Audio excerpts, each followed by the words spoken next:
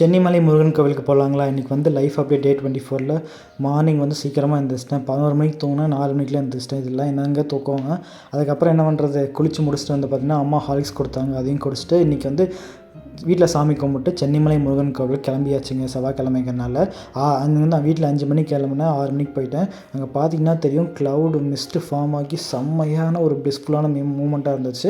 அதுக்கப்புறம் சாமி கும்பிட்டு அதுக்கப்புறம் வந்து பார்த்திங்கன்னா முருகன் கும்பிட்டு அமிர்தவல்லி சுந்தரவல்லி திருக்கோவிலுக்கும் போனோம். அதுக்கப்புறம் வந்து பின்னாக்க சித்தர் அவரோட கோவிலுக்கும் போனாங்க.